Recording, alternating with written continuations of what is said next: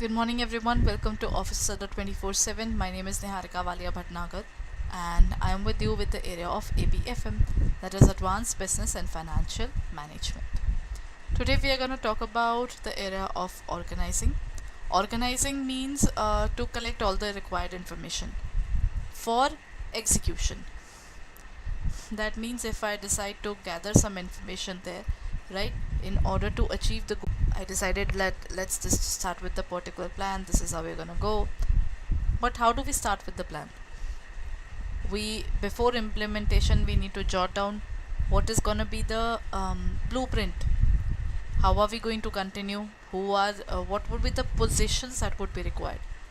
Positions, not the people. Under organizing, we're gonna introduce the positions in the organization. There is a CEO, there is a CFO, we are having multiple products or we are having one single product. What are we exactly dealing in our business there? That has to be determined and has to be noted down. That is something which is done in the area of organizing. Then we divide the work. Once we give the area of division of work, we know what exactly our work is and how we are going to achieve our goal, right? So then this would be the scenario. So when we talk about organizing helps us to find out the overall details. Now, here comes the first question. It says, the form of organization known for giving to rumors is called centralized, decentralized, formal or informal. See, when we talk about the rumors there, where does rumor arise? If we talk about the formal organizations, under formal organizations, you will never find anything which is related to the area of when we talk about formal organization, everything is gonna fall in place ultimately, है ना?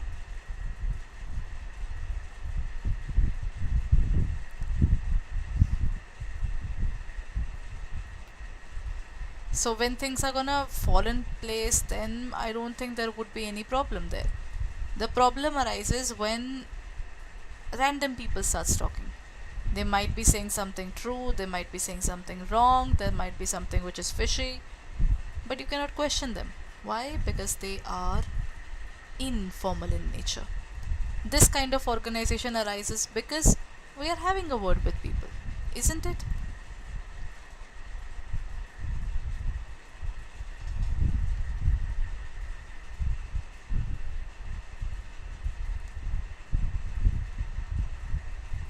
Right? So in this case, formal organization leads to informal. I might be meeting people in the organization and then they become my friends. That means that's because I met them in the organization. Right? So that is called formal and informal organization.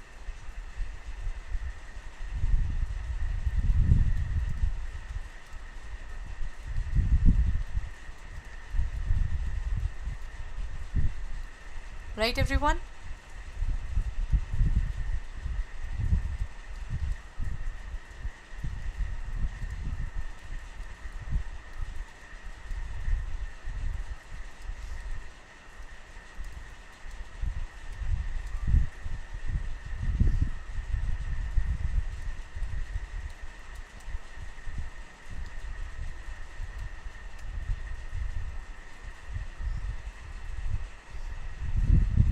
Done? So let's move on and talk about the next question. The tendency to withhold a large part of formal authority at the echelon of management hierarchy is called. It is also called echelon as well. So it depends. So what would it be? Centralization, formalization, bureaucracy, or all of the above? See, the point is sometimes the decision making is very crucial. Sometimes the decision making can, if it goes wrong, it can actually dwindle the entire organization. It can really affect the working of the organization to a great extent. So what should they do? There is only one sorted thing that they can do, is that is the tendency to withhold a large part of formal authority at higher echelon or higher echelon. In this case, when you are holding the power in your hands, you're not sharing it with others, that part is called centralization, keeping the powers at the center so that nobody else has the power. and in that case there should not be any problem, because if you have the power, then everything, if it goes wrong, it is your problem. If it goes right, then it's your success. So that is what happens in terms of centralization.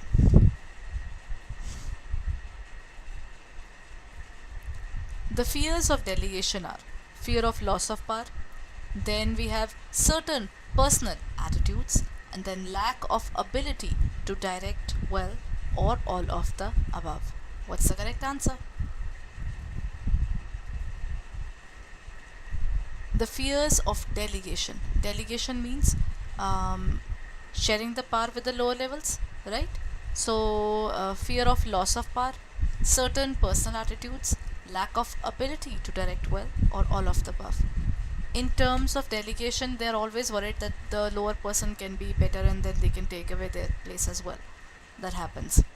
Then certain personal attitudes, people really don't want to share the particular working with their juniors, thinking that what if the particular person doesn't really behave well, and what if the particular person I feel is not worthy enough, right? We feel that way. And then lack of ability to direct well. So in this case, the correct answer is all of the above. Next question. The type of organization structure combines functional departmentation with product or project organization. Vertical structure, horizontal structure, matrix organization structure, or team-based structure.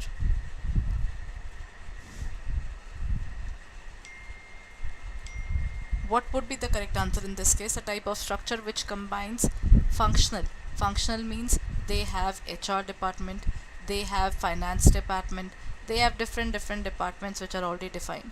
And then with product or project organization, we are actually having a separate product as well. Such kind of structures are modern and they are called matrix. Matrix organization is the most common one, where for a specific project we will introduce an entire team so that we can actually achieve the goals, right? So the answer is matrix organization.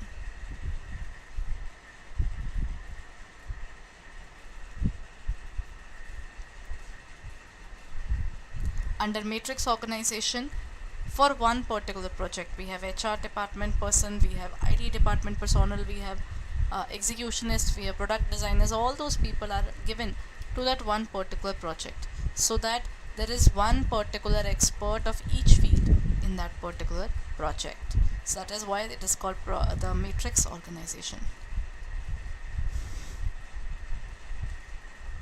Okay, in this form of organization, a supervisor exercises direct supervision over the subordinate, and the authority flows from the person at the top to the person at the lowest string of the organization. Staff organization, functional, centralization, or line organization.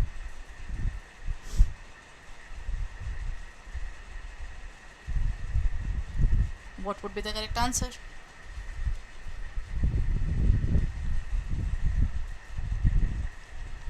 See, in this case we are like the one who's sitting at the top, they have the highest authority, and then the authority is given or shifted to the lower levels, right? We are defining it. Is it because of staff organization? Is it because of functional organization, centralization, or line organization? Staff organization, functional, and centralization, they are different. Staff is basically the advisory people who are there. Functional means we have defined on the basis of different departments, sales department, purchase department, all those selling and all departments. Centralization means keeping the power at the center, while line organization means that kind of organization in which we have single chain of command. So in this case the correct answer is that single chain of command is called line organization. If this person is the senior, he will share the power with the next level, then he will share the power with the next level, then he will share the power with the next level.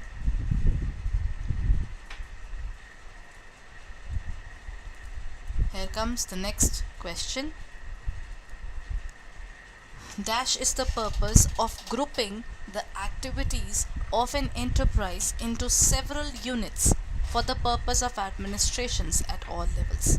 See, when we are trying to have administration at all levels now, then we will try to define something which is similar in a similar group and something which is different in a different group altogether. Different group means that we will not have the troubles there. It really saves a lot of troubles. So in this case, what's going to be the answer? Departmentation, departmentalization. Only A or only B? Both. Basically, both the terms are the same. Either departmentation or departmentalization. We create departments so that each and every department will do a different task. Right? Sales department will take care of only the sales. Purchase department will take care only of the purchases. Every department is going to do only a specific task. Not all the tasks would be taken up by that particular department. Here comes the next question. Dash refers to the structure that is formed by grouping all the work into major functional departments. The functional organization, vertical structure, then we have horizontal structure, or none of the above.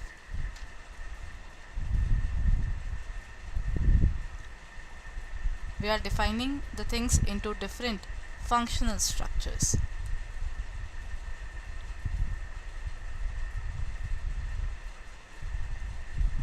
Okay.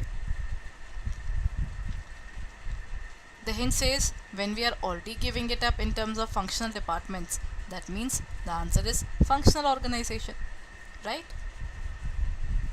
Under functional organization, we will define things into sales department, purchase department, and different departments altogether, right? I'm sorry. Now comes the next question.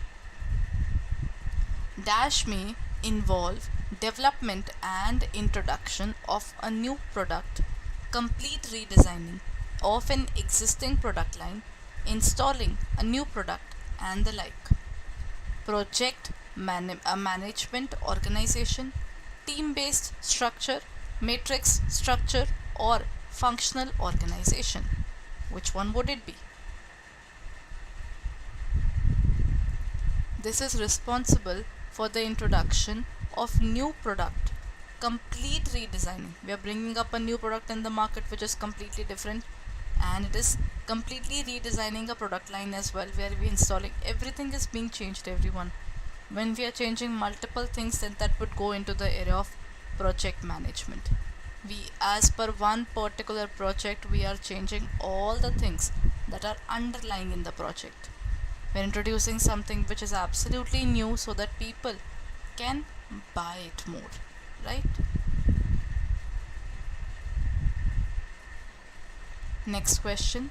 The organization structure which follows dual chain of command. Dual chain of command means there are two different bosses and combines functional departmentation with product or project. Then which one would it be?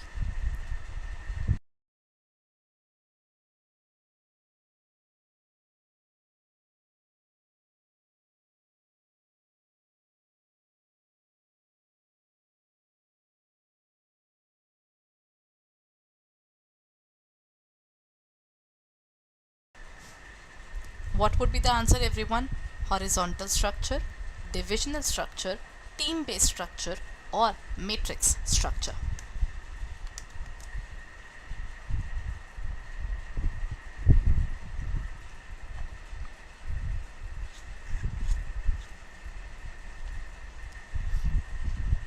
In this case, the correct answer is going to be, it's going to be a mix of functional and the project based. So the answer would be matrix. Under matrix organization, what happens is, for one particular project now, we have got every person. One HR personnel, one sales, one production, one finance, one IT. So all these departments, product designing department, product sales department, we are going to introduce each and every person in as a team member. So what's gonna happen is this person is going to reply or is answerable for the particular project as well, and he's also answerable to the total heads. So in this case the project would be determined, right? Now what would be the next answer? It says that in informal organization there is a tendency. Informal means, see, if you put two different things in front of this particular class there, for example, if I keep two markers together, what will happen? Will they talk to each other? No. If I keep two of these digital pens, let's leave it that even. This digital pen does not work with without the digital tab. Even if I keep them together every single day, do they talk? No. But if you make me sit with anybody there and you leave us and you say that none of you can talk to each other, what will happen? More or less, by unofficial means, people will start talking to each other. They'll try to find out who's the other person, and then they become a tag team even. The people who are going to do work together. In informal organization, there is a tendency the group may become overly protective of its lifestyle, right? They form a tag team and they'll be like, acha, let's see now. If the boss is saying too much, let's sit together and then we do something together. If we have to come together, we'll come together, we'll go together. We are just forming that bond kind of thing. They become overly protective by whatever they are doing, and they are strongly bound by conventions. They might belong to the same family backgrounds. They might have religious purposes of the same manner. The customs, the culture, everything is there. Then what will happen with it? Resistance to change, role conflict, conformity, or rumor. They become rigid. They're like, we are not gonna change. If the boss says that you have to change the time, then none of us will change, so that we can come together. They are forming all those things. That is called resistance to change. Because when people form informal groups, sometimes the informal groups become rigid in their work as well. That is where it causes resistance. That's why it is said that there should be a presence of informal organizations, but the informal organizations should still be kept under a check.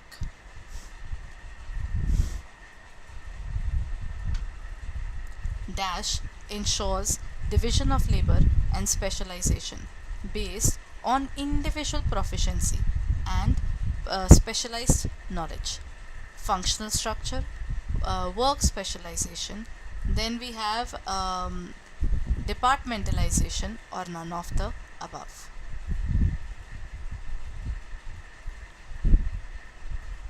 Dash ensures division of labor, dividing the labor into two different areas. And then see, the point is, if I work in the skilled area and there is someone who's working in the unskilled area, but they become very perfect in loading and unloading area, and I become very perfect in, or I would say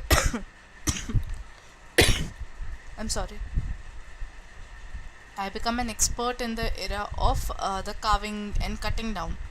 So that is where we do one particular thing time and again, that leads to that specialization, right? So what is it called? Is it called functional structure, work specialization, departmentalizations, or none of the above? When specialization and division of work happens, that is because of functional structure. When you are divided and you have a specialization in that area, that is called functional structure.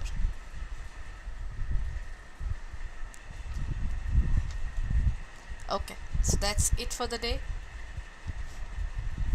The CAIIB registration will be starting soon, so I hope you remember that. It would start from 1st of September. Along with that, I hope your preparation is also going well. If you haven't started and you are still feeling dicey about it, what you can do is you can go on to our website, that is www.adda247. Go on to the area of CAIIB November 2023. There you will find our CAIIB Mahapack, as well as you can find other courses as well. As you can see here, we have got the batches for for the CAIIB area for all the 4 subjects. If you're looking forward towards the elective as well, then you can take up the Mahapack, in which all the 5 electives are available. You can review all the electives and choose among them which one's best for you. And at the same time, you can see 500 online live classes are available, 122 test series, 216 ebooks, and even 970 videos are already there. Along with this, you will get marathon, mini marathons, mega marathons, then doubt class, as well as you will also receive a practice paper from our side when we look forward towards the preparation. So if you're looking forward to it, then you should hurry up and join our courses now. Under Mahapack, you will also be eligible to review the revision modules as well without paying any additional amount. All you need to do is use the code AUG77. So kindly go ahead and check it out on our website or in our app for further details. Thank you everyone. We'll be meeting in the next class in the morning.